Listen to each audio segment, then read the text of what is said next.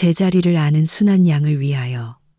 김진태 회장이 위스키가 담긴 크리스털 잔을 들어 올리며 말했다.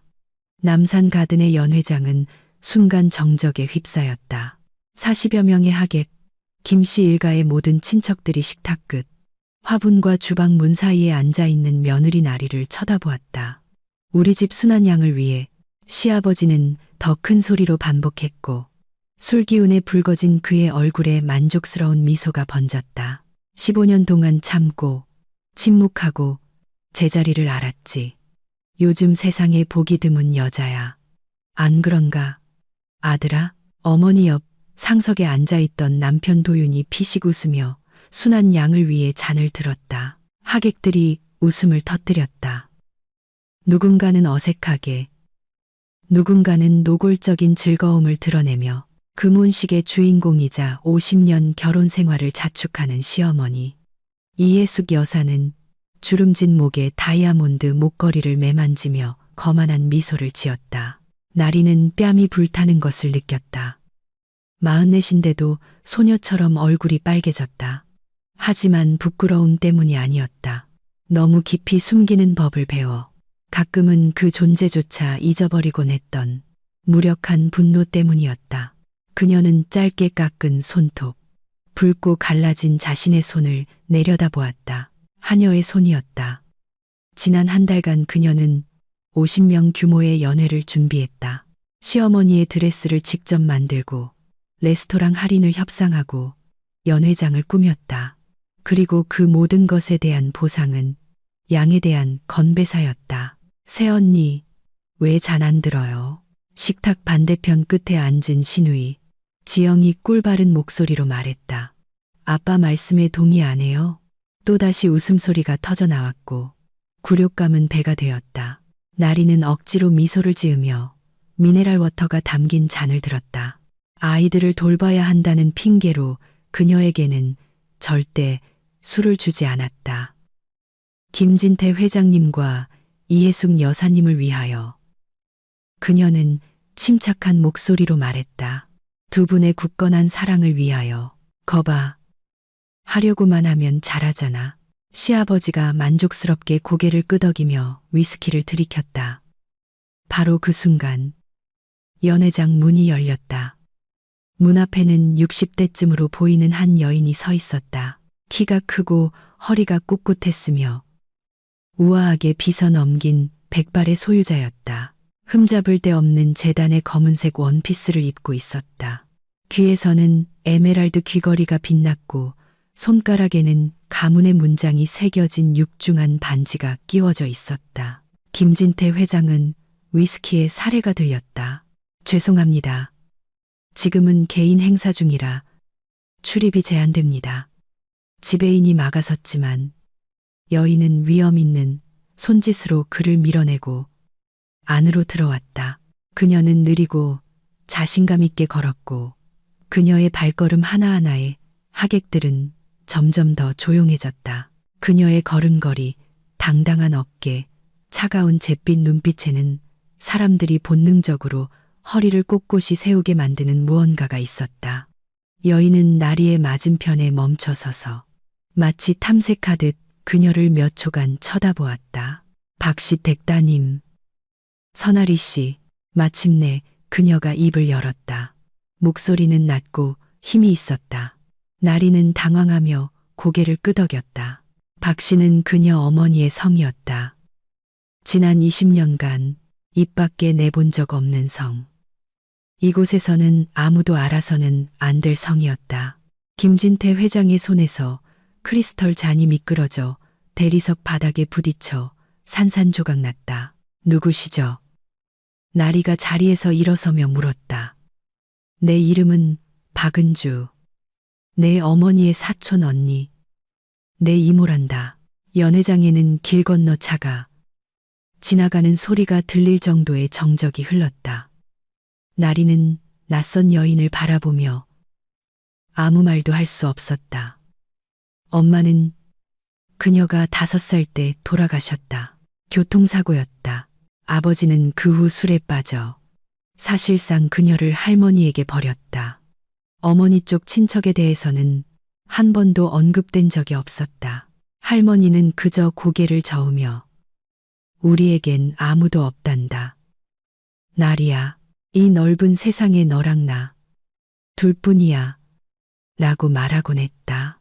그런데 이제 와서 이모라니 대체 어디서 뭔가 착오가 있는 것 같군요. 김진태 회장이 냅킨으로 이마를 닦으며 쉰 목소리로 말했다. 평소 붉던 그의 얼굴이 잿빛으로 변해 있었다. 경비 불러. 하지만 박은주 여사는 그쪽은 쳐다보지도 않았다. 나리야. 그녀가 부드럽게 말했다. 20년 동안 널 찾았고 마침내 찾았구나. 우리 둘이서만 할 얘기가 있다. 어딜 가? 이예숙 여사가 벌떡 일어나며 소리쳤다. 도윤아, 뭐라도 해봐. 하지만 나리의 남편 도윤은 마치 돌이 된 듯 굳어 있었다. 그는 아버지를 쳐다보고 있었고 그의 눈에는 공포가 서려 있었다. 나리는 남편에게서 시아버지에게로 그리고 낯선 여인에게로 시선을 옮겼다. 그녀의 원피스에 달린 은색 브로치가 눈에 들어왔다. 박은주 여사의 반지에 새겨진 것과 똑같은 문양이 새겨진 브로치였다. 할머니가 돌아가시기 전 나리에게 주셨던 낡은 브로치에도 바로 그 문양이 새겨져 있었다. 잘 간직하거라. 할머니는 그때 기침에 숨이 막히면서도 말했다. 때가 되면 알게 될 게다. 나리는 25년 동안 이해하지 못했다. 하지만 지금 시아버지의 새하얗게 질린 얼굴을 보며 그녀는 때가 왔음을 깨닫기 시작했다. 따라가겠습니다. 그녀가 낯선 여인에게 말했다. 그리고 결혼 15년 만에 처음으로 남편에게 허락을 구하지 않았다. 15년 전 나리는 29이었고 영월이라는 작은 도시의 동네 병원에서 간호사로 일했다.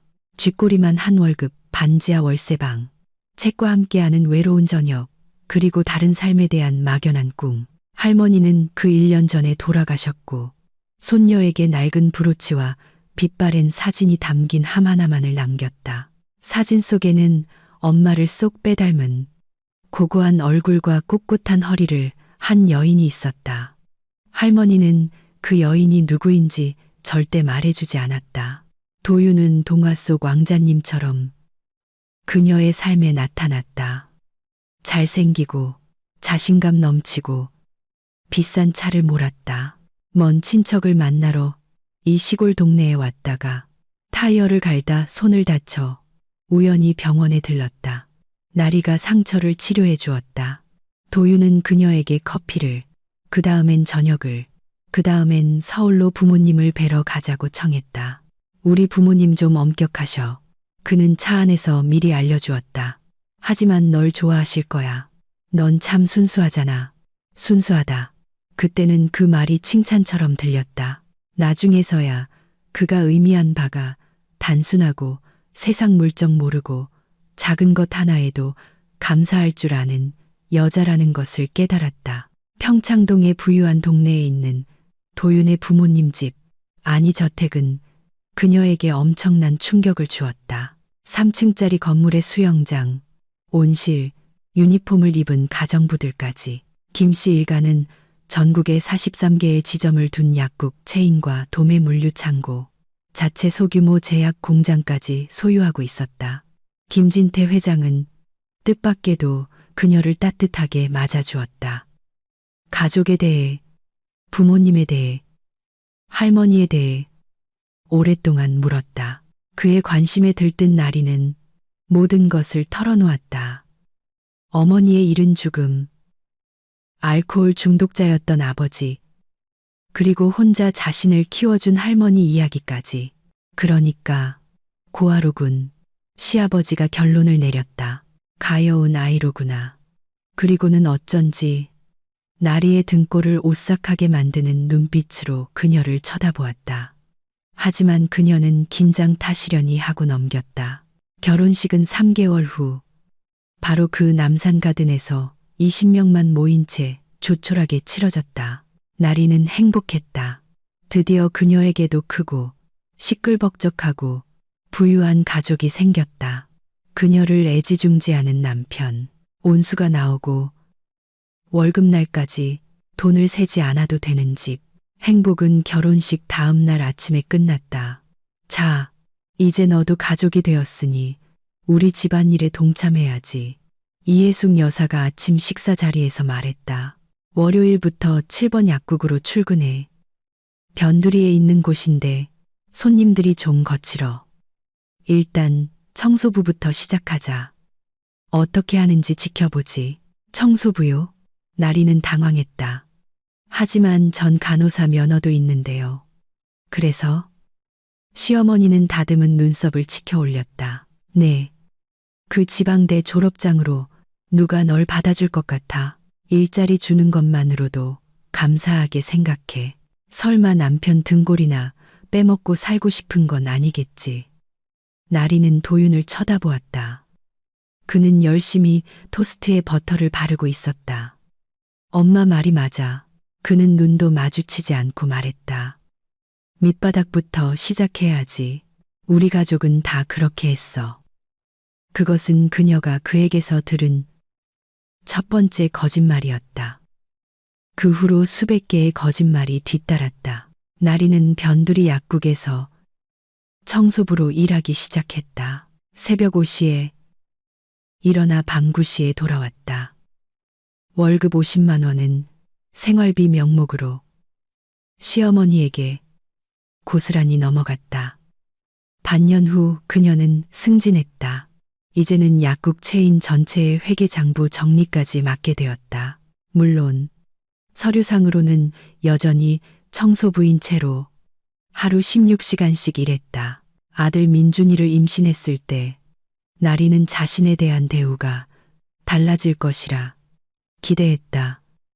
착각이었다. 그녀는 임신 8개월까지 일해야 했고 출산 후 3주 만에 복귀해야 했다. 애 낳은 게 뭐 대수라고. 이해숙 여사는 코웃음을 쳤다. 나는 일주일 만에 멀쩡하게 다녔어. 엄살 부리지 마. 아이는 보모가 돌봤다. 나리는 자기 아들조차 마음대로 안아보지 못했다. 4년 후 딸 아름이가 태어났을 때도 똑같은 역사가 반복되었다. 결혼 10주년이 되었을 때 나리는 자기 자신을 완전히 잃어버렸다는 것을 깨달았다. 그녀에게는 돈이 없었다. 월급은 시어머니의 통장으로 들어갔다. 서류도 없었다. 여권은 안전하게 보관한다는 명목으로 김진태 회장의 금고에 있었다. 친구도 없었다. 시어머니는 며느리가 누구와도 어울리지 못하도록 철저히 감시했다. 심지어 자신의 의견조차 없었다. 15년 동안 그녀는 침묵하고 동의하고 인내하는 법을 배웠다. 그녀는 남의 집에서 사는 그림자, 유령이 되었다. 하지만 최악은 따로 있었다. 아이들, 민준이와 아름이가 남처럼 자라고 있었다. 시어머니는 아이들을 자기 방식대로 키우면서 엄마는 시골 출신의 무능한 여자이며 이 집에 붙어 사는 것만으로도 감사해야 한다고 주입했다. 엄마, 왜 엄마는 할머니처럼 예쁜 옷이 없어? 어느 날 8살 난 아름이가 물었다. 내 엄마는 돈 버는 법을 모르거든. 이해숙 여사가 대신 대답했다. 그리고 아름아, 좋은 집안 여자아이가 하녀랑 너무 오래 붙어 있는 건 보기 안 좋단다. 나리는 딸의 눈빛을 기억했다. 그 안에는 실망감이 가득했다. 그날 이후로 아름이는 그녀를 어머니라고 부르며 되도록 마주치지 않으려 했다. 도윤은 결혼 12년 차에 애인을 만들었다. 가은이라는 이름의 젊고 붉은 머리에 격리사원이었다. 집안 모두가 알았지만 모르는 척했다. 뭘 기대한 거야. 나리가 시어머니에게 이 문제를 상의하려 했을 때 그녀가 말했다. 내 잘못이지. 관리를 했어야지. 내 꼴을 좀 봐. 40, 55은 돼 보여.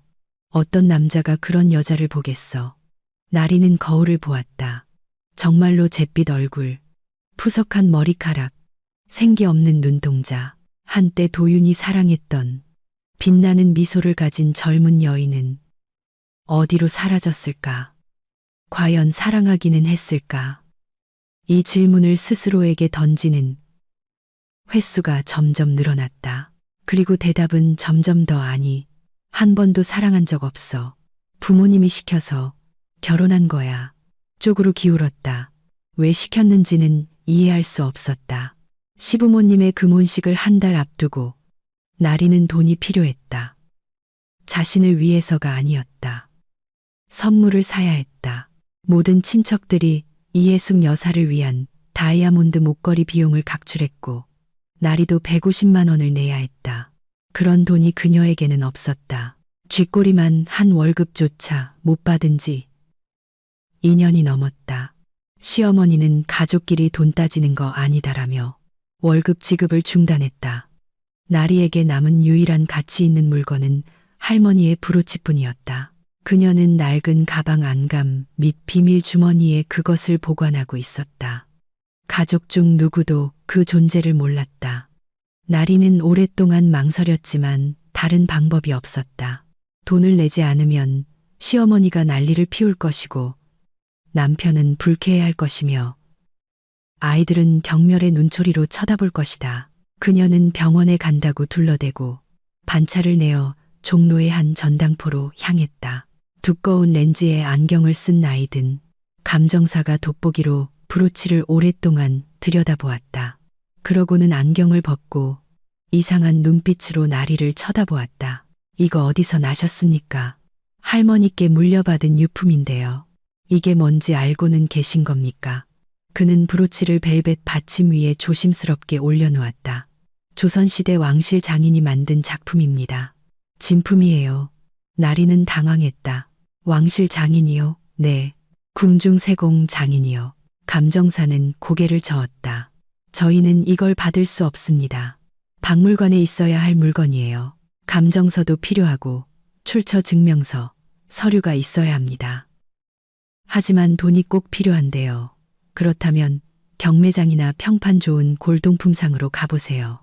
그는 잠시 침묵했다. 다만 조심하십시오. 이런 물건은 이것 때문에 사람을 죽이기도 합니다. 나리는 완전히 혼란스러운 상태로 전당포를 나섰다. 브로치가 가방 천 너머로 손을 대일듯 뜨거웠다. 할머니는 잘 간직하거라. 때가 되면 알게 될 게다. 라고 하셨다. 대체 뭘 알아야 한다는 걸까? 가난했던 할머니가 왕실 장인의 장신구를 가지고 있었다는 사실을. 그날 저녁 그녀는 몇 년 만에 처음으로 할머니의 함을 꺼내 사진들을 들여다보았다. 빛바랜 사진들을 넘겼다. 높은 깃에 비싼 옷을 입은 여인, 콧수염을 기른 제복 차림의 남자, 근엄한 표정의 아이들, 배경에는 기둥이 있는 저택, 한 사진 뒷면에는 희미한 글씨가 쓰여 있었다. 박씨일가, 1912년. 박씨일가. 할머니의 성이었다. 나리는 인터넷으로 찾아보고 싶었지만 시댁에는 그녀가 쓸 수 있는 컴퓨터가 없었고 휴대폰은 낡은 폴더폰이었다. 청소부한테 스마트폰이 왜 필요해? 그녀는 아무것도 알아내지 못했다. 일주일 후 금혼식 준비로 정신이 없어지면서 더 이상 찾아볼 겨를이 없었다. 이제 도시 최고의 호텔 스위트룸에서 우아한 낯선 여인과 마주 앉아 있는 나리는 이것이 꿈이 아니라는 것을 믿을 수 없었다. 물 마셔. 박은주 여사가 잔을 건네며 말했다. 얼굴이 너무 창백해. 나리는 기계적으로 물을 한 모금 마셨다. 이해가 안 돼요. 할머니는 우리에게 친척이 없다고 하셨어요. 내 할머니는 널 지키고 싶으셨던 거야. 박은주 여사가 맞은편에 앉으며 말했다. 하지만 두려움 때문에 오히려 상황을 악화시킨 것 같구나. 물론 일이 이렇게 될 줄은 모르셨겠지만 무엇으로부터 지키려 하셨는데요. 대답 대신 박은주 여사는 가방에서 가죽 서류철을 꺼내 테이블 위에 올려놓았다. 이건 서류들이야. 우리 가문의 역사. 그리고 너의 역사지. 나리는 서류철을 열었다. 낡은 문서 사본, 사진, 신문 스크랩이 들어있었다. 박씨 가문은 조선 말기부터 알려진 상인 집안이었어. 박은주 여사가 시작했다. 차를 거래하다가 나중에는 제약업에 뛰어들었지. 20세기 초에는 한반도에서 가장 큰 제약회사를 소유했단다. 공장, 연구소, 약국 체인까지 전쟁 후에 다 빼앗겼나요? 그래. 하지만 내 할아버지는 현명한 분이셨지. 가족들을 피신시키고 일부를 숨기는 데 성공하셨어. 서류, 처방전, 특허 같은 것들 말이야. 그 모든 것을 네 증조 할머니께서 보관하셨지. 그분은 비밀을 지키기 위해 한국에 남으셨어. 나리는 들은 내용을 이해하려 애쓰며 귀를 기울였다. 90년대의 상황이 좋아지자 내가 돌아왔어. 박은주 여사가 말을 이었다. 그리고 가업을 재건했지. 지금 박산제약은 국내 최대 기업 중 하나야. 하지만 전 한 번도 들어본 적이 없어요. 알아. 내 할머니가 그게 더 안전하다고 판단하셨기 때문이야. 박은주 여사는 잠시 말을 멈췄다. 그분은 두려워하셨어. 무엇을요? 아니, 누구를? 노부인은 다른 사진 한 장을 꺼냈다. 공장 건물을 배경으로 교활한 표정의 젊은 남자가 찍힌 사진이었다. 나리는 그를 즉시 알아보았다. 40년 전에 김진태 회장, 그녀의 시아버지였다. 이 남자, 박은주 여사의 목소리가 차갑게 굳었다. 이 남자가 내 가족을 파멸시켰어. 남산 가든 연회장은 아수라장이었다. 이예숙 여사는 구석에서 냅킨으로 부채질을 하며 흐느꼈다. 도윤은 누군가에게 계속 전화를 걸려고 애썼다. 하객들은 어찌할 바를 모르고 서로 눈치만 보며 서성였다. 김진태 회장은 상석의 돌처럼 무겁고 미동도 없이 앉아 있었다. 오직 그의 손가락만이 초조함을 드러내듯 식탁볼을 끊임없이 두드리고 있었다. 아버지, 저 여자 누구예요?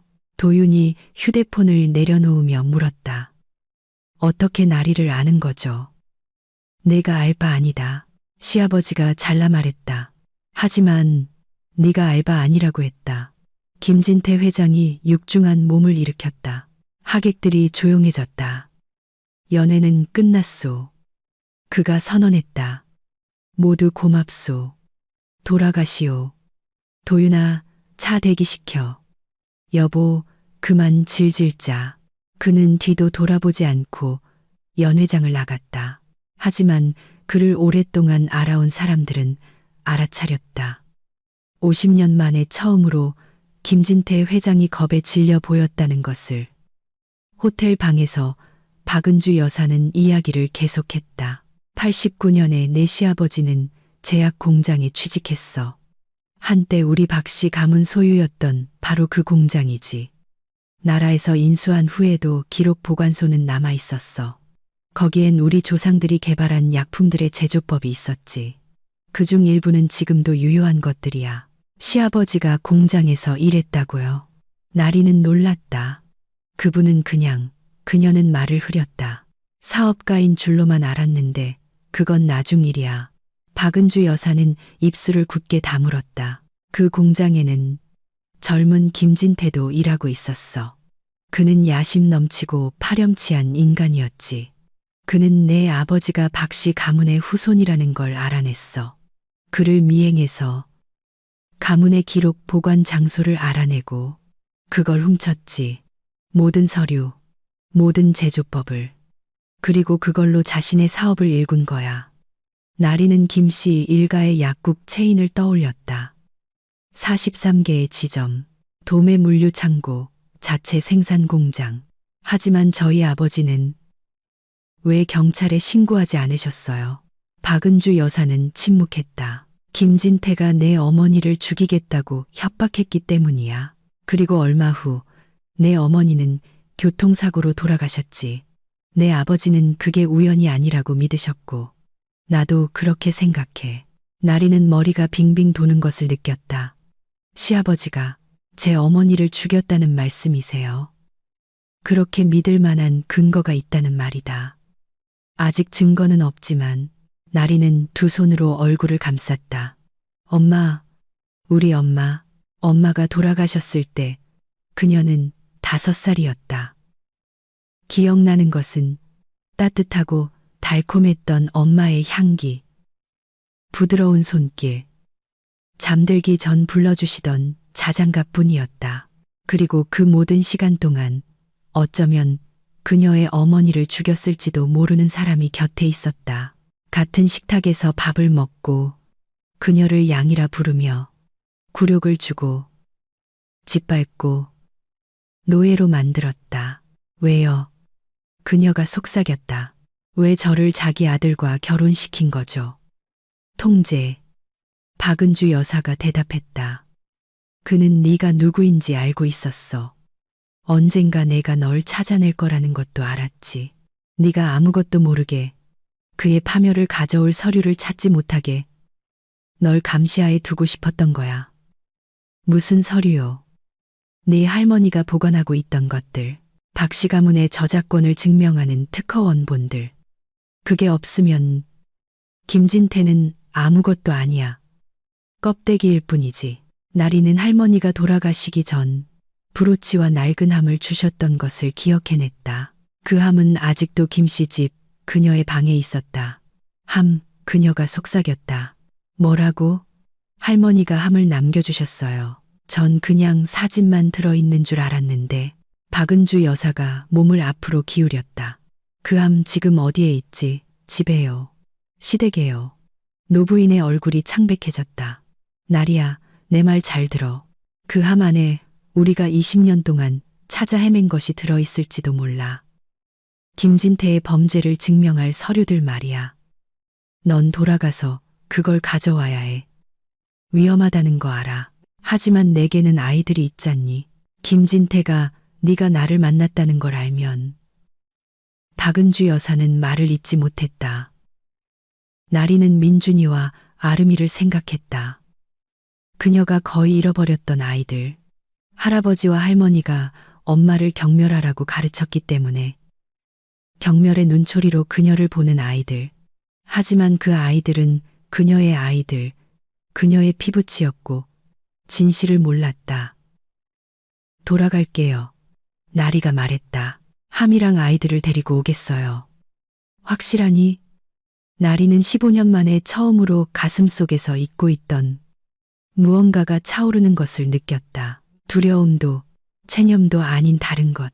분노였다. 네, 그녀가 대답했다. 확실해요. 나리는 자정이 넘어 김씨 일가의 저택으로 돌아왔다. 택시가 철문 앞에 멈췄고 그녀는 몇 분간 어둠 속에 서서 불 켜진 저택의 창문들을 바라보았다. 15년 동안 그녀는 하녀처럼 이 문을 드나들었다. 오늘은 다르게 들어갈 것이다. 경비원 아저씨가 놀라 눈썹을 치켜 올렸다. 사모님, 그분이랑 같이 가신 줄 알았는데요. 보시다시피 돌아왔어요. 그녀는 자갈길을 따라 집으로 걸어갔다. 심장은 미친 듯이 뛰었지만 손은 떨리지 않았다. 15년간의 두려움이 한꺼번에 사라진 듯 이상한 평온함이 느껴졌다. 현관에서는 이예숙 여사가 그녀를 맞았다. 시어머니는 캐시미어 쇼를 두른 채 벽난로 앞 안락의자에 앉아 있다가 나리를 보고 벌떡 일어났다. 왔구나. 어디 갔다 온 거야? 그 여자가 너한테 무슨 말을 한 게냐? 아이들은요? 자기들 방에서 자. 진작에. 시어머니는 눈을 가늘게 떴다. 너 변했구나. 무슨 일 있었어? 아버님은 어디 계세요? 서재에 도윤이랑 같이 있어. 그들은 이예숙 여사는 말을 흐렸다. 예, 그 박씨 여자가 너한테 무슨 헛소리를 했는지는 모르겠지만 절대 믿으면 안 된다. 그 여자 미친 여자야. 알겠니? 몇 년째 우리 가족을 망상으로 괴롭히고 있다고. 몇 년째요? 나리가 시어머니를 향해 돌아섰다. 그럼 그 여자가 누구인지 알고 계셨군요. 이예숙 여사의 얼굴이 창백해졌다. 그건 내가 생각하는 그런 게 아니야. 전 아직 아무 생각도 안 해요. 그저 제 물건과 아이들을 데리러 왔을 뿐이에요. 데려가. 어딜 데려가. 시어머니가 그녀의 팔을 붙잡았다. 네가 미쳤구나. 여긴 내 집이고 내 가족이야. 나리는 그녀의 손가락을 내려다보았다. 반지로 치장된 날카로운 손톱에 집요한 손가락. 이 손가락이 얼마나 많이 그녀의 얼굴에 더러운 빨랫감을 던졌던가. 한 달 용돈이라며 30만 원을 쥐어주었던가. 여권을 빼앗아 갔던가. 놓으세요. 그녀가 조용히 말했다. 네가 감히. 놓으세요. 그녀의 목소리에 담긴 무언가가 이예숙 여사를 움찔하게 만들었다. 시어머니는 마치 처음 보는 사람을 대하듯 며느리를 쳐다보며 한 걸음 물러섰다. 나리는 계단을 올라 2층으로 향했다. 세탁실 옆에 있는 그녀의 작은 방을 지나쳐 아이들 방으로 갔다. 민준이는 자고 있지 않았다. 14살 소녀는 침대에 앉아 휴대폰을 들고 있다가 엄마를 보고 움찔했다. 엄마, 돌아왔네. 그래, 아들, 그 여자. 진짜 엄마 친척이야. 그리고 할아버지가. 어떻게 알았어? 민준이가 휴대폰을 보여주었다. 하객 중 누군가가 동영상을 찍어 벌써 인터넷에 올린 것이다. 나리는 가까이 다가가 침대 가장자리에 앉았다. 아들은 오랫동안 처음으로 자리를 피하지 않았다. 민준아, 들어봐. 지금 다 설명할 순 없지만 그분은 정말 내 이모님이셔. 그리고 할아버지는 우리 가족에게 아주 나쁜 짓을 하셨어. 내 엄마에게. 엄마의 엄마? 민준이가 미간을 찌푸렸다. 할머니는 엄마의 엄마가 그냥 뭐라고 그냥 시골 출신이라고 하셨는데. 나리는 씁쓸하게 웃었다. 15년 동안 시어머니는 아이들의 머릿속을 세뇌시켰다. 내 엄마는 유서 깊은 상인 집안 출신이셨어. 그분들의 조상들은 일제강점기 이전부터 제약 공장을 소유하셨지. 그리고 내 할아버지는 그녀는 잠시 말을 멈췄다. 그들에게서 모든 것을 훔쳤고 어쩌면 내 어머니를 죽였을지도 몰라.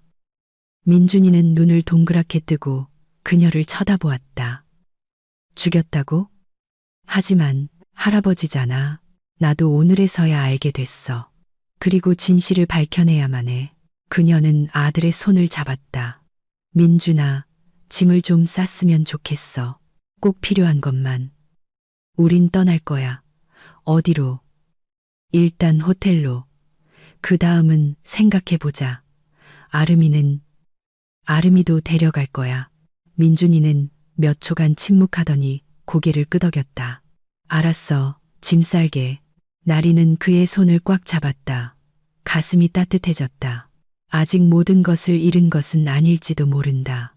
아름이는 곰 인형을 껴안고 자고 있었다. 10살짜리 아이는 연약하고 금발 머리에 긴 속눈썹을 가진 정말 어린아이처럼 보였다. 나리는 조심스럽게 딸을 깨웠다. 엄마, 딸이 잠결에 중얼거렸다. 무슨 일이야? 아름아, 우리 떠나야 해. 잠깐 동안. 어디가? 왜?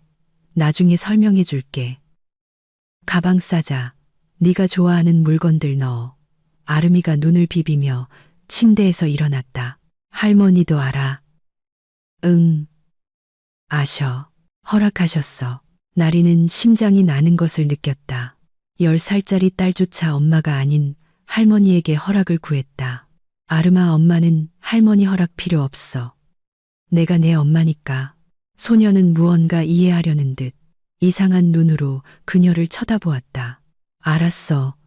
마침내 그녀가 말했다. 짐 쌀게. 아이들이 짐을 싸는 동안 나리는 함을 가지러 갔다. 함은 그녀 방 낡은 서랍장 맨 아래 칸. 이불 더미 밑에 보관되어 있었다. 방은 8제곱미터 남짓한 아주 작은 공간으로 좁은 침대, 서랍장, 협탁이 전부였다. 창문은 잡동사니를 쌓아두는 뒤뜰을 향해 있었다. 집에는 방이 12개나 있었지만 15년 동안 그녀는 이곳 골방에서 살았다. 나리는 서랍을 열고 함을 꺼냈다. 세월의 흔적으로 어두워진 조각 무늬가 새겨진 나무함이었다. 할머니는 증조할머니의 혼수품이라고 하셨다. 제자리에 둬 나리가 돌아보았다. 문 앞에는 김진태 회장이 서 있었다. 재킷을 벗고 셔츠 단추를 푼 채 얼굴은 붉었고 위스키 냄새를 풍겼다. 내려놓으라고 했다. 그가 반복했다. 그건 내 물건이 아니야. 제 할머니의 유품이에요. 내 할머니는 도둑년이었어. 너희 집안 전부가 그랬지. 시아버지가 방으로 한 걸음 들어섰다. 내가 이 함에 뭐가 들었는지 모를 것 같아? 20년 동안 이걸 찾았어. 나리는 함을 가슴에 꼭 껴안았다. 가까이 오지 마세요. 안 그러면 어쩔 건데? 그가 비웃었다. 도와달라고 소리라도 지르게. 누구한테? 널 경멸하는 아들. 널 어머니라고 부르는 딸. 다른 여자랑 자는 남편. 그의 말 한마디 한마디가 비수처럼 꽂혔지만 나리는 버텼다. 전 떠날 겁니다. 아이들을 데리고요. 어디도 못 가. 김진태 회장이 다시 한 걸음 다가왔다. 넌 여기 남는 거야. 조용히 입 다물고 15년 동안 그랬던 것처럼. 싫어요. 뭐라고? 싫다고. 그는 멈칫했다. 그의 눈에 놀라움과 비슷한 감정이 스쳤다. 겁을 상실했구나. 그가 대승거렸다. 내 어미도 죽기 전에 나를 그런 눈으로 쳐다봤지. 그는 말을 끝맺지 않았지만 나리는 이해했다. 당신이었군요. 그녀가 속삭였다. 당신이 우리 엄마를 죽였어. 증거는 없잖아. 찾을 거예요. 김진태 회장은 불쾌하고 거친 웃음소리를 냈다. 찾아봐. 25년이나 지났어. 증인들은 다 죽었고 넌 아무것도 아니야. 먼지 같은 존재, 양 한 마리일 뿐. 그는 함을 향해 손을 뻗었지만 나리는 뒤로 물러섰다. 내놔. 싫어요. 내놓으라고 했다. 그는 그녀의 손목을 거칠고 아프게 움켜쥐었다. 나리는 비명을 질렀지만 함은 놓지 않았다. 우리 엄마 놔주세요. 민준이가 문 앞에 서 있었다. 그의 손에는 야구방망이가 들려 있었다. 12번째 생일 선물이었다. 강아지 같은 놈, 김진태 회장이 이를 갈았다. 그거 내려놓고 꺼져. 엄마 놔주세요. 네가 지금 누구한테 손을 드는 거냐? 할아버지한테? 민준이는 얼굴이 하얗게 질렸지만 물러서지 않았다. 아프게 하시잖아요. 놔주세요. 몇 초간 노인과 소녀는 서로를 노려보았다. 그러다 김진태 회장이 손가락을 풀었다. 후회하게 될 거다. 그가 조용히 말했다. 둘 다 후회하게 될 거야. 그리고는 손자의 어깨를 밀치고 나가버렸다. 나리는 숨을 골랐다. 손목에는 붉은 자국이 선명하게 부어오르고 있었다. 엄마, 괜찮아? 민준이가 그녀에게 달려왔다. 응, 고맙다, 아들. 할아버지가 할머니, 엄마의 엄마에 대해 말하는 거 들었어. 사실이야? 나리는 아들을 바라보았다. 그의 얼굴에는 두려움, 분노, 그리고 결의에 찬 듯한 무언가가 뒤섞여 있었다. 정확히는 몰라. 하지만 이제부터 알아낼 거야. 나도 도울게. 그녀는 몇 년 만에 처음으로 아들을 껴안았고 그는 밀어내지 않았다. 세 사람은 함께 집을 나섰다. 나리, 민준, 그리고 아름이. 문 앞에는 나리가 미리 불러둔 택시가 기다리고 있었다. 이예숙 여사가 흐느끼며 뒤따라왔다. 어딜 가니? 어딜 가? 아름아, 우리 강아지 할머니랑 있자. 아름이가 돌아섰다. 할머니를 보고 엄마를 보았다. 엄마랑 갈래요. 그녀는 말하고 차에 올라탔다.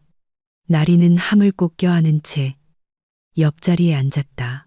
택시가 움직이기 시작했을 때 그녀는 사이드 미러로 현관에 서 있는 시아버지의 실루엣을 보았다. 그는 미동도 없이 그들을 지켜보고 있었다. 박은주 여사는 호텔 로비에서 그들을 맞았다. 아이들을 보자 그녀의 얼굴이 부드러워졌다. 그래, 너희들이 내 조카 손주들이구나. 정말 저희 할머니, 친척이세요? 아름이가 물었다. 그럼, 아가야, 정확히는 이모 할머니지. 그녀는 소녀와 눈높이를 맞추기 위해 몸을 숙였다. 넌 내 증조 할머니를 꼭 닮았구나. 눈매가 똑같아. 아름이는 수줍게 미소 지었다. 방은 준비해뒀다. 박은주 여사가 몸을 일으키며 말했다. 직원이 아이들을 안내해 줄 거야. 그리고 우리는 내 엄마랑 할 얘기가 있단다. 민준이와 아름이가 호텔 직원과 함께 사라지자 박은주 여사는 나리를 향해 돌아섰다. 가져왔니? 나리는 함을 내밀었다. 그들은 스위트룸으로 올라갔다. 박은주 여사는 함을 테이블 위에 조심스럽게 올려놓고 몇 초간 바라보았다. 우리 할머니도 똑같은 함을 가지고 계셨어. 쌍둥이 자매의 혼수품으로 2개를 만드셨다고 했지. 그녀는 뚜껑을 열었다. 안에는 나리가 여러 번 보았던 빛바랜 사진들이 들어 있었다. 사진뿐이네요. 나리가 실망하며 한숨을 쉬었다. 기다려봐. 박은주 여사는 조심스럽게 사진들을 꺼내 테이블 위에 올려놓았다. 그리고 한 바닥을 손가락으로 더듬으며 무언가를 찾았다. 딸깍 소리와 함께 바닥이 들렸다. 이중 바닥이었다. 나리는 숨을 헛들이켰다. 비밀 공간에는 두루마리처럼 말린 서류들이 들어 있었다. 빛바랜 리본으로 묶인 누런 종이들. 그리고 작은 금속 원통도 있었다. 마이크로필름 통이야. 박은주 여사가 그것을 꺼내며 말했다. 예전에는 중요한 문서를 이렇게 숨겼지. 그녀는 서류를 펼쳤다. 손이 떨리고 있었다. 이거야. 그녀가 속삭였다. 특허 원본들, 저작권 증명서, 제조법, 도장과 서명이 다 찍혀 있어. 그녀는 나리를 향해 눈을 들었다. 이게 증거야. 이걸로 우린 김진태를 무너뜨릴 수 있어. 마이크로필름은 현상해봐야겠지만 만약 내 생각대로라면 박은주 여사는 말을 잇지 못했다. 나리야, 내 할머니는 영웅이셔. 목숨을 걸고 50년 동안 이걸 지키신 거야. 나리는 작고 마른 항상 약초 냄새가 나던 할머니를 떠올렸다. 그녀는 도시 변두리의 작은 아파트에서 살며 쥐꼬리만 한 연금으로 근근히 살아가고 손녀를 공부시키기 위해 모든 것을 아꼈다. 그리고 그 모든 시간 동안 천문학적인 가치를 지닌 비밀을 간직하고 있었다. 왜 이걸 팔지 않으셨을까요? 나리가 물었다. 그렇게 힘드셨는데 그건 할머니의 소유가 아니었기 때문이야. 가문의 것이었고 이걸 올바르게 사용할 수 있는 사람이 나타나기를 기다리신 거지. 박은주 여사는 조카의 어깨에 손을 얹었다. 그 사람이 바로 너야. 다음 날 아침 나리는 전화벨 소리에 잠이 깼다. 모르는 번호였다. 나리야. 도윤의 목소리는 낯설고 잠겨 있었다. 우리 얘기 좀 해야 해. 무슨 얘기? 우리 아이들. 그리고 지금 이 상황에 대해서. 그는 잠시 말을 멈췄다. 난 몰랐어. 맹세해. 내 어머니 일이나 서류 같은 건 아무것도 몰랐어. 아버지가 말씀 안 해주셨어. 당신은 15년 동안 내가 모욕당하는 걸 지켜보기만 했잖아. 침묵하면서 나는 부모님을 거역할 수가 없었어. 그런 집에서 자란다는 게 어떤 건지 넌 이해 못해. 이해 못한다고. 나리는 씁쓸하게 웃었다. 난 15년 동안 그 집에서 양이라고 불리며 살았어. 돈을 빼앗기고 내 아이들이 나를 등지도록 세뇌당했어. 그런데 당신이 나더러 이해를 못한다고. 나리야, 제발 만나서 제대로 얘기하자. 싫어. 하지만 아이들은 나랑 있을 거야. 내일 이혼 소송 낼 거야. 침묵. 넌 못해. 도윤의 목소리가 변했다. 아버지가 허락 안 하실 거야. 내 아버지는 곧 다른 문제로 바빠지실 거야. 무슨 뜻이야? 두고 보면 알겠지. 그녀는 전화를 끊었다. 박은주 여사는 신속하게 움직였다. 3일 만에 그녀는 서울에서 온 변호사 2명, 지적재산권 전문가, 사설 탐정으로 구성된 팀을 꾸렸다. 마이크로필름은 현상되었다. 거기에는 박 씨 가문의 제약 특허권을 증명하는 서류 사본들이 있었다. 그리고 가장 중요한 증거, 도둑맞은 기록 서류철을 손에 든 젊은 김진태의 사진들. 증조 할머니의 손글씨로 날짜와 설명이 뒷면에 적혀 있었다. 증조 할머니께서 그를 미행하셨던 거야. 박은주 여사가 설명했다. 그가 서류를 훔쳤다는 걸 깨닫고 증거를 모으기 시작하셨지. 하지만 내 어머니에게 불행이 닥쳤고 내 할머니는 모든 것을 숨기고 잠적하기로 결심하신 거야. 그가 할머니와 너까지 죽일까봐 두려워하셨던 거지. 사설 탐정은 또 다른 소식을 가져왔다. 25년 전 사고 자료를 다시 살펴봤습니다. 그가 말했다. 사건은 사고사로 종결됐더군요. 하지만 이상한 점들이 있습니다. 어떤 점들이죠? 사고를 목격했던 증인은 한 달 후에 심장마비로 사망했습니다. 차량을 검사했던 전문가는 사직하고 다른 도시로 이사했고요. 그리고 사건을 담당했던 형사는 탐정은 잠시 말을 멈췄다. 1년 후에 시내 중심가의 아파트를 샀습니다. 형사 월급으로는 어림도 없죠. 뇌물이 거의 확실합니다. 공소시효가 지나 지금 증명하기는 어렵지만 전체적인 그림을 보여주죠. 나리는 정보를 소화하며 조용히 앉아 있었다. 그녀의 어머니는 살해당했다. 이제 그녀는 거의 확신했다. 김진태는 치밀하고 무자비하고 대담하게 흔적을 지웠다. 그에게 책임을 물을 수 있을까요? 그녀가 물었다. 살인죄는 힘들 겁니다. 변호사가 대답했다. 시간이 너무 많이 흘렀어요. 하지만 지적재산권, 절도, 사기, 탈세 혐의로는 충분히 가능합니다. 제 팀이 이미 검찰에 제출할 자료를 준비하고 있습니다. 시간이 얼마나 걸릴까요? 몇 달 정도요. 하지만 절차는 이미 시작됐습니다. 김진태 회장이 먼저 공격해왔다. 나리가 도망친 지 일주일 후 아동보호기관에서 사람들이 찾아왔다.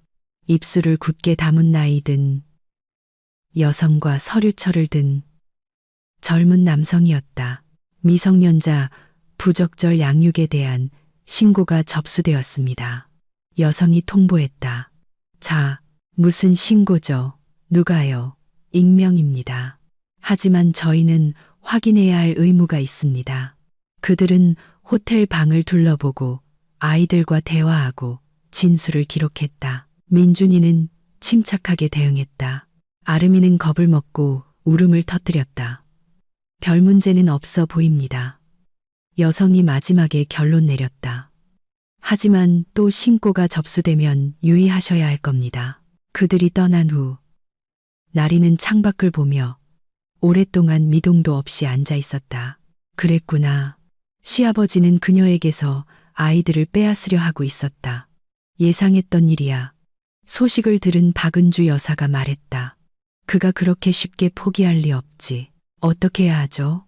우리가 하던 대로 하는 거야. 끝까지 가는 거지. 이혼 과정은 끔찍했다.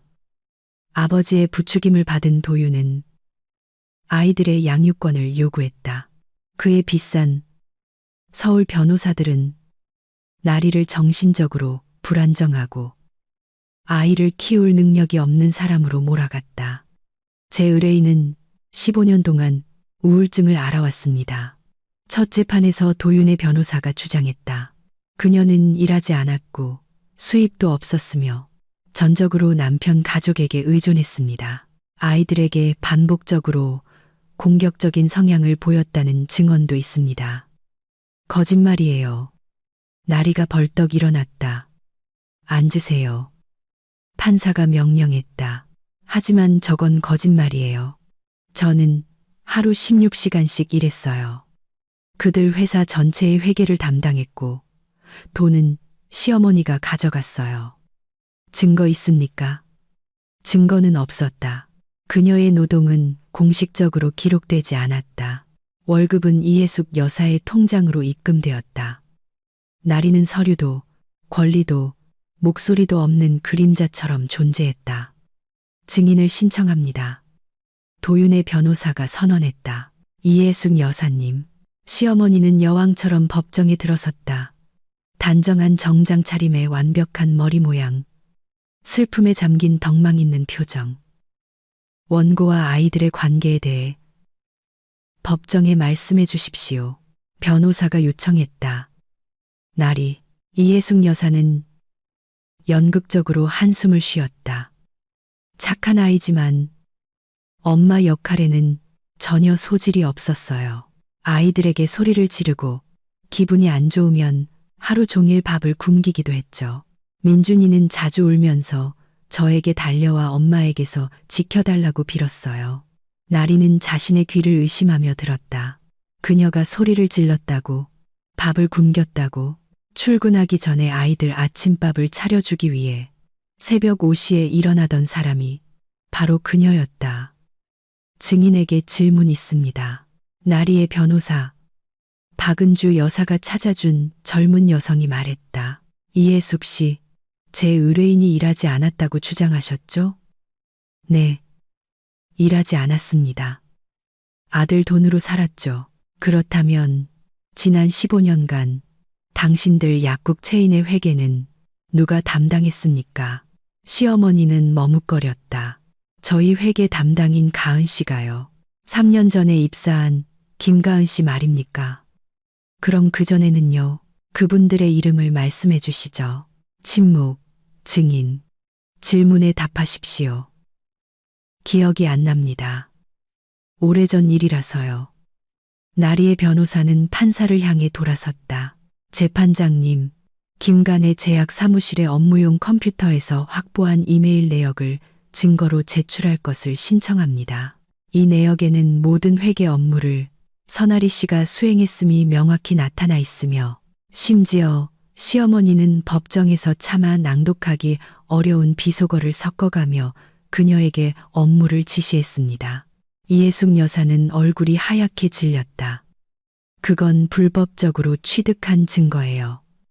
합법적인 경로로 얻은 것입니다.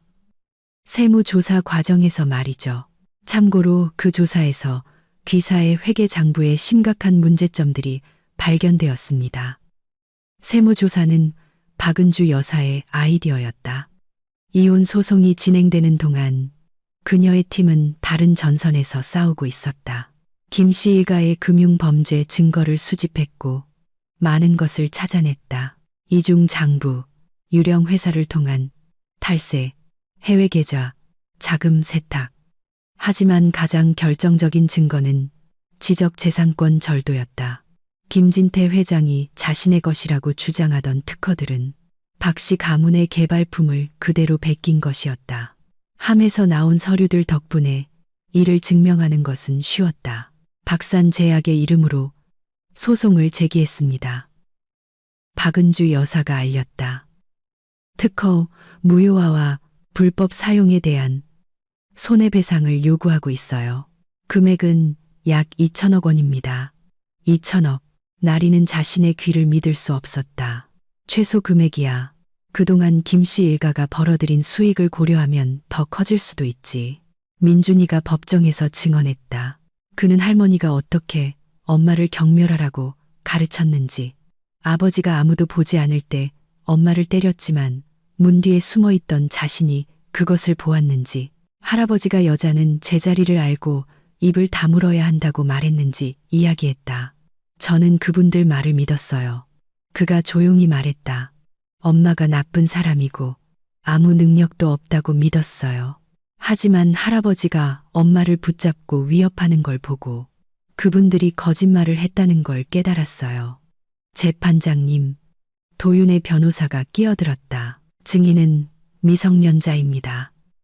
그의 증언은 증인은 14세입니다. 판사가 잘라 말했다. 이 나이에는 법원이 양육권 결정 시 아이의 의견을 고려합니다. 계속하세요.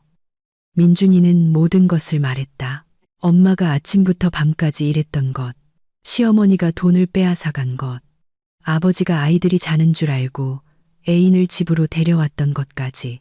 저는 엄마랑 살고 싶어요. 그가 마지막에 말했다. 그리고 아름이도 원해요. 다음으로 불려 나온 아름이는 겁에 질려 있었지만 역시 엄마랑요 라고 말했다. 판사는 도윤을 쳐다보았다. 그는 책상에 얼굴을 파묻고 있었다. 아이들의 이익을 위해 어머니와 함께 있도록 하는 것이 타당하다고 판단합니다. 판사가 선언했다. 김씨 일가에 대한 판결은 여러 법원에서 내려졌지만 나리에게는 마치 길고 긴 하나의 심판의 날처럼 느껴졌다. 김진태 회장은 지적재산권 절도, 특경법상 사기, 조세 포탈 혐의로 기소되었다. 수사는 반년 동안 계속되었다. 공무원 뇌물, 판사 매수, 경쟁사 협박 등 추가적인 사실들이 드러났다. 징역 12년. 판사가 판결을 선고했다. 김진태 회장은 미동도 없이 들었다. 그는 몇 달 사이에 늙어버렸다. 몸은 붓고 초췌해졌으며 15년 동안 나리를 공포에 떨게 했던 오만한 자신감을 잃었다. 이혜숙 여사는 금융사기 공모와 증거, 은닉 혐의로 징역 6년의 집행유예를 선고받았다. 그녀는 법정에서 아무것도 몰랐고 남편에게 속았다고 반복하며 통곡했다. 아무도 그녀를 믿지 않았다. 도윤은 조세 포탈 공모 혐의로 징역 3년을 선고받았다. 그는 이중 장부에 대해 알고 있었고 아버지가 해외 계좌로 돈을 빼돌리는 것을 도왔다. 뒷돈을 관리했던 그의 애인 가은은 집행유예 2년과 벌금형을 선고받았다. 별도의 판결로 도윤은 친권을 박탈당했다. 그는 항소하지 않았다. 그때쯤엔 이미 모든 것을 체념한 상태였다. 기분이 어때? 마지막 재판이 끝난 후 박은주 여사가 물었다. 나리는 법원 계단에 서서 눈부신 햇살에 눈을 찡그렸다. 이상한 기분이었다.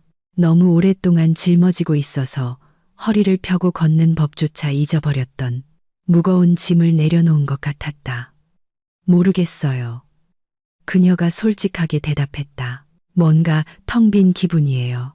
몇 년 동안 그들을 미워하고 두려워했어요. 그런데 지금은 이제 그들은 더 이상 너를 지배할 힘이 없어. 네, 하지만 우리 엄마. 나리의 목소리가 떨렸다. 엄마의 죽음에 대해서는 아무도 책임을 지지 않았어요. 박은주 여사가 그녀를 안아주었다. 알아. 미안하다. 증명할 방법만 있었어도 이해해요. 너무 오랜 시간이 흘렀으니까요. 그들은 잠시 침묵했다. 이제 뭘 할 거니? 박은주 여사가 물었다. 나리는 민준이와 아름이가 기다리고 있는 거리를 바라보았다. 아들은 동생에게 무언가 이야기하고 있었고 동생은 웃고 있었다. 몇 달 사이에 아이들은 변했다. 혹은 엄마와의 관계가 변한 것일지도 모른다. 그들은 다시 가족이 되었다. 살아야죠. 나리가 대답했다.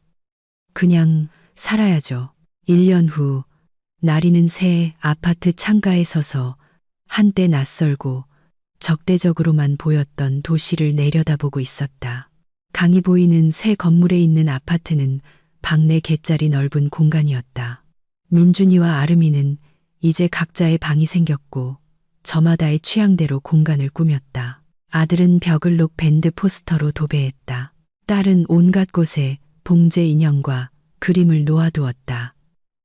아름이의 그림이 변했다. 예전에 나리는 딸이 학교 상담사를 위해 그렸던 그림들을 본 적이 있었다. 그 그림들 속에서 엄마는 항상 구석에 있는 작고 잿빛의 형체였다. 이제 엄마는 중앙에서 밝고 웃으며 아이들의 손을 잡고 있었다. 무슨 생각해? 쟁반을 들고 들어오던 박은주 여사가 물었다. 그녀는 주말을 이용해 잠시 들렀다. 이제 그들은 헤어져 있던 세월을 보상하듯 자주 만났다. 모든 게 얼마나 변했는지 생각하고 있었어요. 좋은 쪽으로 변했길 바라야지. 나리는 미소 지었다. 물론이죠. 박은주 여사는 쟁반을 테이블 위에 놓았다. 차, 과자, 깎아놓은 과일. 예전에는 나리에게 닿을 수 없는 사치처럼 보였던 소박한 것들. 김씨 집에서 그녀는 항상 남은 음식을 마지막에 먹었다. 재단 일은 어떻게 돼가? 이모가 의자에 앉으며 물었다. 서류는 거의 다 준비됐어요. 다음 주에 공식 등록해요. 가정폭력을 겪은 여성들을 돕는 자선재단은 나리의 아이디어였다. 그녀가 겪은 모든 일 후에 돈도 서류도 기댈 곳도 없이 비슷한 상황에 처한 사람들을 돕고 싶었다. 두 번째 기회라고 이름 붙였다. 박은주 여사는 만족스럽게 고개를 끄덕였다. 좋은 이름이네. 정직해. 나리는 창가에서 돌아와 이모 맞은편에 앉았다. 제가 아직도 이해가 안 되는 게 뭔지 아세요? 할머니는 왜 그렇게 오랫동안 침묵하셨을까요? 이모님께 연락해서 진실을 말하고 서류를 넘겨줄 수도 있었잖아요. 두려우셨던 거야. 박은주 여사가 부드럽게 대답했다. 그리고 난 할머니를 탓할 수 없어. 내 엄마에게 무슨 일이 일어났는지 보셨고 김진태가 어떤 인간인지 아셨으니까. 그래서 널 지키기 위해 유일하게 안전하다고 생각했던 방법, 침묵을 선택하신 거지. 하지만 그 침묵 때문에 저는 15년을 그렇게 살았어요. 그래, 비극이지. 하지만 내 할머니는 김진태가 널 찾아내서 자기 아들과 결혼시킬 거라고는 상상도 못 하셨을 거야. 박은주 여사는 고개를 저었다. 그는 집착했어. 20년 동안 너희 가족을 감시했지. 네 엄마가 죽고 아버지가 술에 빠지자 그는 위험이 사라졌다고 생각했어. 그러다 내 할머니가 아직 살아계시고 무언가를 간직하고 있다는 걸 알고 이 끔찍한 계획을 세운 거야. 원수의 손녀를 며느리로 삼는 계획 말인가요? 그래, 널 통제하에 두고 네가 절대 진실을 알지 못하게 하려고. 나리는 15년 전 김진태 회장이 저택에서 처음 그녀를 만났을 때 가족과 할머니에 대해 꼬치꼬치 캐물었던 것을 기억했다. 그녀는 그것을 관심과 친절함으로 받아들였지만 그는 그저 정보를 수집하고 있었을 뿐이다. 그는 절 가지고 놀았던 거예요. 고양이가 쥐를 가지고 놀듯이. 그래, 하지만 쥐가 더 똑똑했지. 나리는 슬프게 웃었다. 똑똑했던 게 아니에요. 그냥 운이 좋았죠. 이모님이 절 찾아주셔서. 그것뿐만이 아니야. 박은주 여사는 그녀를 진지하게 바라보았다. 넌 그냥 남을 수도 있었어. 그들이 네가 아무 가치도 없다고 말했을 때 그걸 믿을 수도 있었지.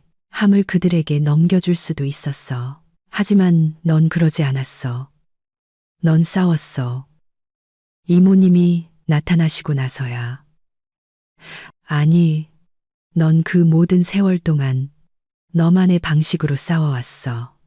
많은 사람들을 무너뜨렸을 상황 속에서 넌 제정신을 지켰어. 그 안에 뭐가 들었는지도 모르면서 할머니의 함을 지켰지.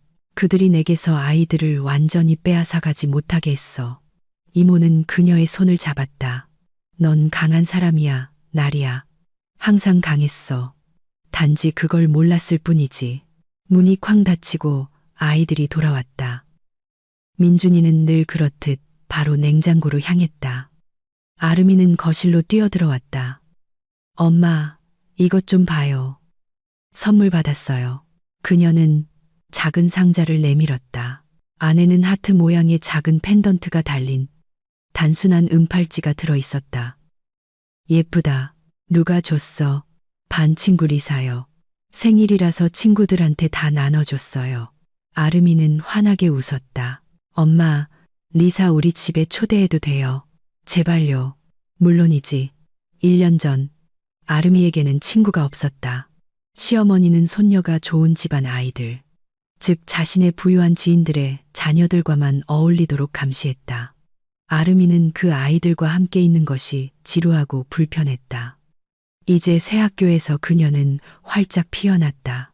친구가 생기고 취미가 생기고 예전에는 거의 볼 수 없었던 미소가 생겼다. 이모 할머니, 아름이는 박은주 여사에게 달려가 안겼다. 오셨네요. 뭐 가져오셨어요? 아름아. 나리가 나무라듯 말했다. 뭘 좀 가져왔지. 하지만 저녁 먹고 보여줄게. 와. 민준이가 샌드위치를 손에 들고 거실 입구에 나타났다. 안녕하세요, 이모 할머니. 안녕. 민준아, 학교는 어때? 괜찮아요. 수학 시험 100점 맞았어요. 잘했다. 나리는 이 평범하고 가정적이고 따뜻한 광경을 바라보며 얼마 전까지만 해도 이런 일이 불가능하게만 보였다고 생각했다. 자신을 보고 기뻐하는 아이들, 찾아오는 친척, 마음껏 웃을 수 있는 집, 15년 동안 그녀에게서 박탈되었던 소박한 인간의 행복. 저녁 식사 후 박은주 여사는 가방에서 크고 작은 상자 2개를 꺼냈다. 이건 아름이거. 그녀는 소녀에게 큰 상자를 건넸다. 안에는 전문가용 색연필, 수채화 물감, 고급 스케치북이 들어있는 미술 세트가 있었다. 우와, 아름이는 손뼉을 쳤다. 감사합니다. 그리고 이건 민준이거. 작은 상자 안에는 민준이가 오랫동안 갖고 싶어 했던 비싼 무선 헤드폰이 들어있었다. 진짜요. 그는 선물을 뚫어져라 쳐다보았다. 이모 할머니, 이건 너무 미래의 100점들을 위한 성금이라고 생각하렴. 민준이는 어색하게 그녀를 안았다. 그는 아직 감정 표현에 익숙하지 않았지만 노력하고 있었다. 아이들이 각자 방으로 돌아간 후 박은주 여사는 나리를 향해 돌아섰다. 그리고 내 것도 있단다. 그녀는 가방에서 벨벳 케이스를 꺼냈다. 이게 뭐예요? 열어봐. 나리는 케이스를 열고 숨을 헙들이켰다. 안에는 바로 그 브로치, 박씨 가문의 문장이 새겨진 할머니의 유품이 놓여 있었다. 어떻게 전문가 감정 때문에 못 돌려받는 줄 알았는데요. 감정은 끝났어. 1898년에 박씨 가문의 주문으로 제작된 왕실 장인의 작품이 확실하단다. 박은주 여사는 미소 지었다. 이건 당연히 내 것이야. 나리는 조심스럽게 브로치를 집어들었다. 차가운 금속, 익숙한 문양, 램프 불빛에 반짝이는 작은 보석들. 할머니는 돌아가시기 전 때가 되면 알게 될 게다. 라고 말씀하시며 이것을 주셨다. 때가 왔다. 감사합니다. 나리가 속삭였다. 모든 것에 대해서요. 감사할 것 없어. 넌 그보다 훨씬 더 많은 것을 받을 자격이 있어. 2번째 기회. 재단 등록은 순조롭게 끝났다. 사무실 개소식에는 기자들, 사회복지기관 대표들, 자원봉사자 등 예상보다 많은 사람들이 모였다. 선아리 대표님, 언론을 위해 몇 말씀 부탁드립니다. 젊은 여기자가 녹음기를 들고 그녀에게 다가왔다. 네, 물론이죠. 왜 이 재단을 설립하기로 결심하셨나요? 나리는 잠시 생각에 잠겼다. 15년간의 굴욕을 어떻게 설명할까? 자기 집에서 투명인간으로 사는 것이 어떤 기분인지 어떻게 이야기할까?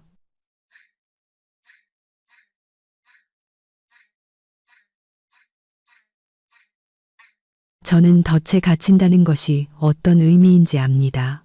마침내 그녀가 말했다. 주변에서 당신은 아무 가치도 없다고. 당신을 괴롭히는 사람들 없이는 살아남을 수 없다고.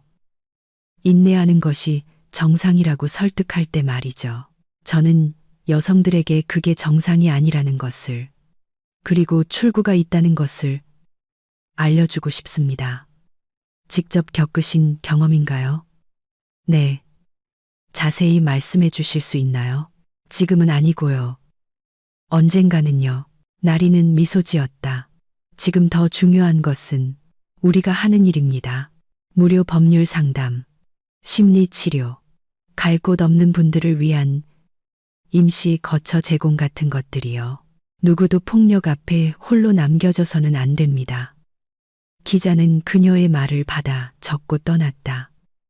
박은주 여사가 나리에게 다가왔다. 말 잘했다. 그런가요? 물론이지. 넌 복잡한 것을 간단하게 말하는 재능이 있어. 나리는 작은 사무실을 가득 메운 사람들을 둘러보았다. 자원봉사자들은 포스터를 걸고 있었고, 변호사들은 안내 책자를 정리하고 있었다. 심리학자는 첫 상담을 받으러 온 여성 그룹에게 무언가 설명하고 있었다. 이것은 그녀의 일, 그녀의 사명, 지옥을 겪으면서까지 나아가야 할 이유였다. 김진태 회장의 편지는 재단이 문을 연 지 3개월 후에 도착했다. 나리는 즉시 필체를 알아보았다. 왼쪽으로 기운, 크고 흘려 쓴 특유의 글씨체. 그녀가 타이핑하고 서류철에 정리했던 문서들에서 수없이 보았던 필체였다. 그녀는 오랫동안 봉투를 손에 쥔 채 열기를 망설였다. 그가 무슨 말을 썼을까? 협박, 저주, 아니면 그녀는 봉투를 뜯었다. 나리에게 너 말고는 쓸 사람이 없어서 쓴다. 아내는 편지에 답이 없고 도윤이는 짧고 악의적인 편지 한 통을 보냈을 뿐이다. 아이들은 말할 것도 없겠지. 어쩌면 네가 보기 드문 착한 사람이라 늙은이를 용서해 줄 거라 기대하는지도 모르겠다. 아니면 그냥 속이라도 털어놓고 싶어서일지도. 여기 감방에서는 생각할 시간이 많다. 내가 무슨 짓을 했는지 생각한다. 내 어머니, 너, 내 인생에 대해서. 내가 서류를 훔친 것에 대해서는 사과하지 않겠다. 사업은 사업이니까 강한 자가 살아남는 법이지. 하지만 내 어미, 내 어머니에 대해서는 가끔 후회한다. 그녀는 아름답고 용감했지. 너처럼 순종적이지는 않았어. 그녀는 15년을 참지 않았을 거다. 떠나거나 나를 죽였겠지. 아마 그래서. 아니, 중요하지 않다. 내가 편지를 쓴 이유는 이것 때문이다. 변호사가 필요하다. 아내가 고용한 무능한 놈들 말고 실력 있는 변호사, 항소해서 형량을 줄일 수 있다고들 하더구나. 하지만 돈이 필요하다. 아주 많이. 너 이제 부자라며 박씨 가문과 한 식구가 되었다고 들었다. 운명의 아이러니지. 평생 그들에게서 벗어나려고 발버둥 쳤는데 결국 그들이 이겼구나. 돈 좀 보내다오. 그냥 달라는 게 아니다. 나가면 갚겠다. 아니면 자선 활동에 썼다고 생각하든지. 너 이제 무슨 재단 같은 것도 한다며. 답장 기다린다. 김진태. 나리는 편지를 2번, 그리고 3번 읽었다. 반성의 기미도, 진정한 사과도 없었다. 내 어머니에 대해서는 가끔 후회한다. 그녀의 어머니를 살해한 것에 대해 그가 할 수 있는 말은 그것뿐이었다. 그리고 마지막에는 돈을 요구했다. 마치 아무것도 변하지 않은 것처럼. 마치 그녀가 여전히 명령을 따르는 순종적인 며느리인 것처럼. 나리는 일어나 창가로 다가갔다. 아래에서는 차와 사람들, 평범한 도시의 삶이 소음을 내고 있었다. 그녀에게서 15년을 훔쳐 간 남자가 감옥에서 무슨 편지를 쓰든 상관없이 계속되는 삶. 그녀는 책상으로 돌아와 편지를 들고 천천히 조심스럽게 반으로 찢었다. 그리고 또 한 번, 또 한 번. 잘게 찢긴 종이 조각들이 쓰레기통으로 날아갔다. 답장은 없을 것이다. 가을. 나리는 박산제약의 신약 발표회에 초대받았다. 특별한 경우야. 박은주 여사가 설명했다. 희귀 유전병 치료제인데 개발에 10년이 걸렸어. 네가 곁에 있었으면 좋겠다. 발표회는 대형 의료센터의 컨퍼런스 홀에서 열렸다. 의사, 과학자, 기자들, 진지하고 집중된 청중. 박은주 여사는 연단에 서서 그래프를 보여주고 약물의 작용 기전을 설명했다. 그리고 마지막으로 그녀가 말했다. 이 약의 이름이 은혜가 될 것임을 발표하고 싶습니다. 몇 년 전 비극적으로 세상을 떠난 제 조카, 박은혜를 기리기 위해서입니다. 그 아이는 의사가 되는 것이 꿈이었습니다. 사람들을 돕고 싶어 했죠. 수백 명의 생명을 구할 이 약에 그 아이의 이름이 살아 숨쉬게 해주십시오. 나리는 눈시울이 뜨거워지는 것을 느꼈다. 엄마, 우리 엄마, 사진으로만 겨우 기억하는 얼굴이었지만 목소리, 손길, 향기는 기억했다. 발표회가 끝나자 안경을 쓴 젊은 남자가 그녀에게 다가왔다. 기자 중 한 명이었다. 선아리 대표님, 저는 안톤이라고 합니다. 의학저널 기자입니다. 몇 가지 질문 드려도 될까요? 네, 물론이죠. 박은주 회장님의 조카분이시죠? 그리고 그 박은혜 씨의 따님이시고요. 네, 대표님의 이야기, 김 씨 일가 사건에 대해 읽었습니다.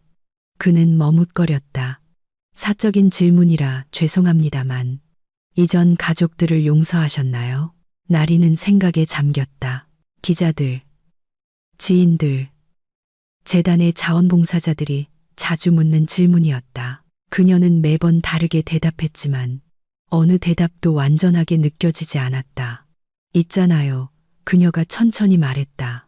용서라는 건 이상한 거예요. 사람들은 용서가 있고 받아들이고 놓아주는 것이라고 생각하죠.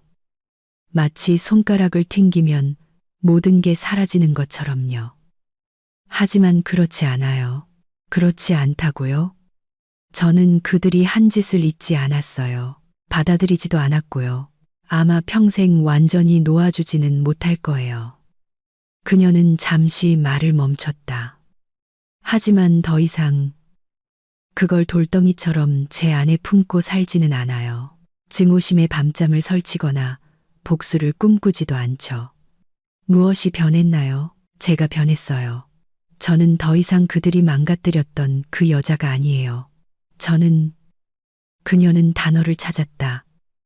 온전해요. 그들 없이도요. 기자는 고개를 끄덕이며 다음 질문을 적었다. 과거의 대표님과 같은 상황에 처한 여성들에게 무슨 말을 해주고 싶으신가요? 나리는 사람들이 신약에 대해 토론하고 그래프가 뜬 스크린이 빛나고 살아있는 활기찬 생명이 넘실대는 강당을 둘러보았다. 저는 이렇게 말할 거예요. 당신은 양이 아니라고요. 누구도 당신을 그렇게 부를 권리는 없어요. 그리고 만약 누군가 당신이 아무 가치도 없다고 말한다면 그건 거짓말이에요. 당신은 모든 것을 가질 자격이 있어요. 당신은 존중, 사랑, 자유를 누릴 자격이 있고 언젠가는 그걸 얻게 될 거예요. 가장 중요한 것은 믿음을 잃지 않는 거예요. 저녁에 집에 돌아온 나리는 숙제하는 아이들을 발견했다. 민준이는 물리 문제를 풀고 있었고 아름이는 작문을 쓰고 있었다. 엄마, 이거 확인해 줄래요? 딸이 부탁했다. 물론이지. 그녀는 아름이 옆에 앉아 삐뚤빼뚤한 아이의 글씨를 읽었다. 작문의 주제는 우리 가족이었다. 우리 가족은 엄마, 오빠 민준, 그리고 이모 할머니입니다. 예전에는 다른 가족이 있었는데 큰 가족이었지만 그들은 나쁜 사람들이었어요. 이제 저는 작지만 좋은 새 가족이 생겼어요. 엄마는 다른 여자들을 돕느라 많이 일해요. 저는 엄마가 자랑스러워요. 의사나 변호사나 심리학자가 될지도 몰라요. 아직 결정은 못했어요. 가족에게서 가장 중요한 건 사랑이에요. 예전에는 사랑이 비싼 선물을 사주는 거라고 생각했어요. 이제는 사랑이 내 말을 들어주고 나를 돌봐주고 내가 울어도 아무도 웃지 않는 거라는 걸 알아요. 우리 가족은 그래요. 그래서 저는 행복해요. 나리는 코끝이 찡해졌다. 엄마, 뭐 틀렸어요? 아름이가 걱정스럽게 물었다. 아니, 우리 딸. 다 맞아. 전부 다 완벽하게 맞아. 그녀는 딸을 껴안고 아이의 샴푸와 연필 냄새를 들이마셨다. 10년 동안 그녀는 아이들을 거의 안아주지 못했다. 시어머니는 그런 것을 송아지 같은 애정 표현이라고 여겼다. 이제 그녀는 놓쳐버린 시간을 만회하고 있었다.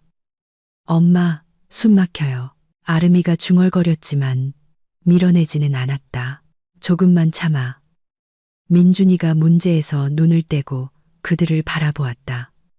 그의 얼굴에 드물고 수줍은 미소가 스쳤다. 가족 포옹 시간이야? 그가 일부러 빈정거리듯 물었다. 이리 와. 나리가 불렀다. 엄마, 나 17살이야. 그래서 뭐? 그는 눈을 굴렸지만 다가왔다. 나리는 두 아이를 모두 껴안았다. 자신보다 훌쩍 커버린 아들과 이제 막 성숙해지기 시작한 딸, 그녀의 아이들, 그녀의 가족, 그녀의 인생. 잠들기 전 나리는 할머니의 함을 꺼냈다. 이제 그녀는 침실 협탁 위에 그것을 보관했다. 뚜껑을 열고 낡은 사진들을 넘겼다. 여기 젊고 빛나는 미소를 띤 엄마가 있다. 여기 엄격하지만 다정한 눈을 가진 할머니가 있다. 여기 김진태를 미행하고 증거를 모으고 서류를 숨겼던 바로 그 증조 할머니가 있다. 4대에 걸친 여인들. 각자 자신만의 방식으로 싸웠고 각자 지킬 수 있는 것을 지켰다. 그리고 이제 그 바통이 그녀에게 넘어왔다. 나리는 함을 닫고 브로치를 손에 들었다. 낡은 보석 위로 빛이 노는 것을 보며 돌려보았다. 할머니는 때가 되면 알게 될 게다 라고 하셨다. 그녀는 이해했다. 때란 승리의 순간도 적들이 쓰러지는 날도 아니었다. 때란 긴 여정이었다. 두려움에서 자유로, 침묵에서 목소리로, 그림자에서 빛으로 나아가는 길. 그녀는 그 길을 걸어왔고 이제 다른 사람들이 그 길을 걷도록 돕고 있었다. 나리는 브로치를 케이스에 다시 넣고 램프를 껐다. 창밖에는 도시의 불빛이 빛나고 있었다. 저 어딘가 두 번째 기회 재단의 작은 사무실에서는 상담 전화가 울리고 있을 것이다. 어딘가에서는 한 여성이 폭군 같은 남편에게서 떠날 용기를 내고 있을 것이다. 어딘가에서는 한 소녀가 왜 사랑받지 못하는지 이해하지 못한 채 베개에 얼굴을 묻고 울고 있을 것이다. 그들 모두에게 나리는 한 가지를 말해주고 싶었다. 당신은 해낼 수 있어요. 제가 해냈으니까요. 당신은 양이 아니라 사람이에요. 그리고 당신은 살아갈 자격이 있어요. 2년 후 나리는 공중파 TV 채널과 인터뷰를 하고 있었다. 유명한 저녁쇼 진행자가 그녀 가족의 역사, 김씨 일가 사건, 재단 활동에 대해 질문했다. 나리는 침착하고 자신감 있게 대답했다. 그녀는 오래전에 카메라와 대중의 시선을 두려워하는 것을 멈췄다. 선아리 대표님, 마지막 질문입니다. 전 시아버님께서 최근 가석방을 신청하셨습니다. 이에 대해 어떻게 생각하십니까? 나리는 잠시 침묵했다. 그건 법원의 결정입니다. 제가 개입할 생각은 없습니다. 하지만 만약 그가 석방된다면 그건 법이 그렇게 결정했다는 의미겠죠. 저는 법을 믿습니다. 항상 공정하지는 않을지라도 우리가 가진 최선의 것이니까요. 그가 두렵지 않으신가요? 아니요. 그녀는 고개를 저었다. 15년 동안 그를 두려워했어요. 그걸로 충분합니다. 촬영이 끝난 후 그녀는 거리로 나왔고 그곳에는 민준이와 아름이가 기다리고 있었다. 아들은 이미 고등학교를 졸업하고 의대에 진학해 외과 의사를 꿈꾸고 있었다. 딸은 키가 크고 예뻐졌으며 여행을 꿈꿨다. 어땠어? 민준이가 물었다.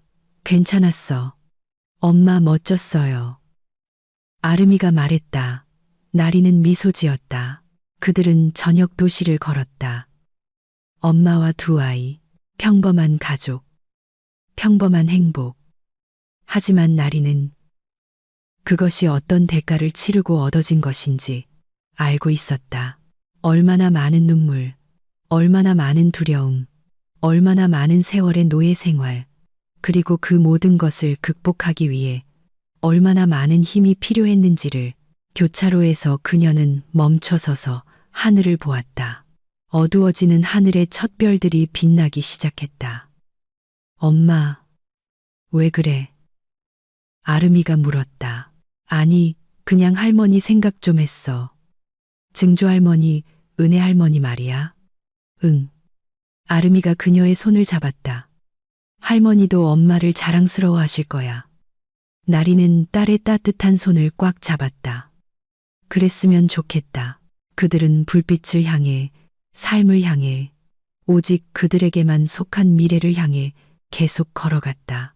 그리고 멀고 먼 교도소 감방 안에서 한 노인이 창살 박힌 창밖을 보며 한때 양이라고 불렀던 여인을 생각하고 있었다. 그는 자신이 틀렸다는 것을 끝내 깨닫지 못했다. 그녀는 한 번도 양이었던 적이 없었다. 그저 자신의 힘을 몰랐던 늑대였을 뿐이다. 이제는 안다.